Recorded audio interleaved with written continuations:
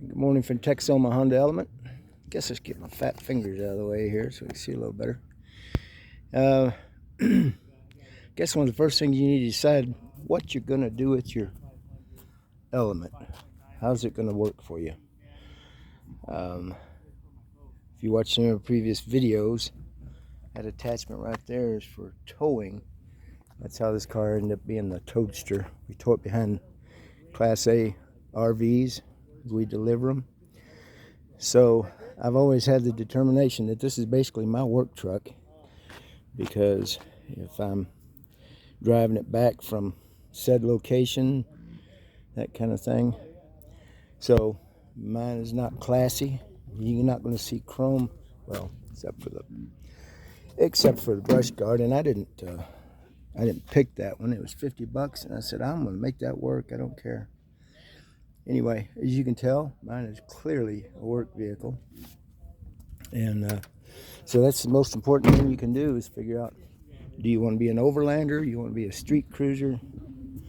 I'm going to put a 3-inch lift on this and all the accessories and everything. I've already got the tires and wheels to lift it. So, overlanding. This is part 2 of a GMRS radio, and why you need one. There's all kinds of videos out there that you can determine for yourself if you want a GMRS. Driving a truck for 27 years. I got into the CBs even back when I was a kid, so it's kind of natural for me. But just the common sense part of what to use the GMRS for, I got a little bit cheaper version. It's a 15 watt, and let me get it in the sunlight. Maybe it'll be a better. There we go. I think I paid $130 for it or something like that. It comes with everything in the package. But it has 15 watts, which means you could talk easily 10 miles. So if you get out of range of your buddies, it's a whole lot easier to keep talking to them than that, versus a CB, which only has 4 watts and probably a 2 to 3 mile limited range. So don't want to get into too much technical details about the radio. That's kind of your own department if you want to look it up and see if it's worth your while or not. But anyway, just the safety of following somebody in and getting directions from them, the best route to take, the high, the low, the in between, whatever. But you get broke down, and it'd be a lifesaver, because most of us, when we're out here overlanding, real sketchy signal. I don't have to tell you about all that. But you're not going to lose your signal with these if you're staying fairly close proximity. But if there's a medical emergency, you run across somebody, you might run across a rollover or something. So just real handy to have, and not to mention the camaraderie of cutting up and whatever, going down the road. So anyway, on to the main subject of this video is placement and location. Where's the best place to mount your GMRS radio? Okay, this is my CB radio. Well, I've got 50 of them, not important.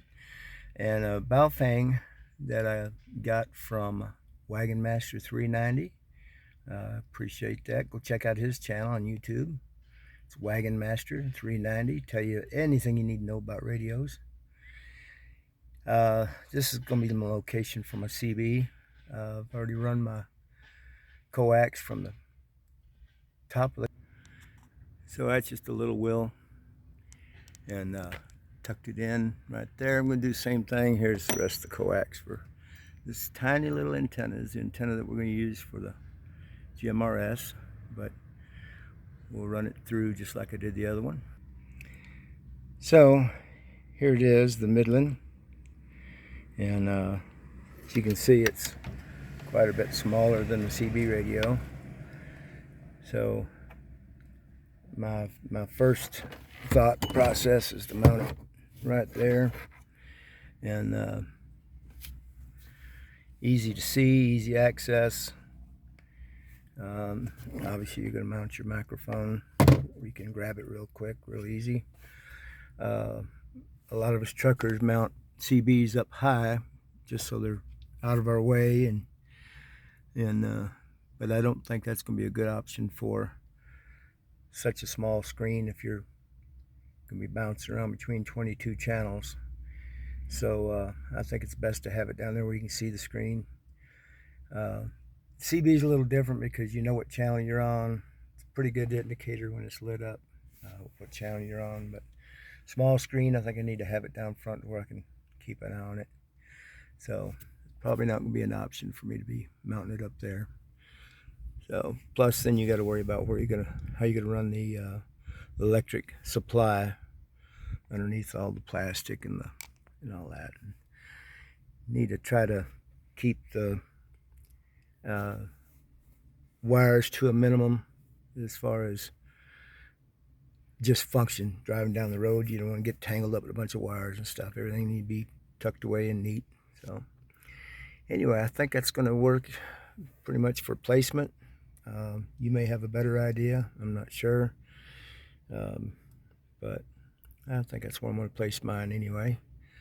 So stay tuned, and we'll keep you updated on the next video.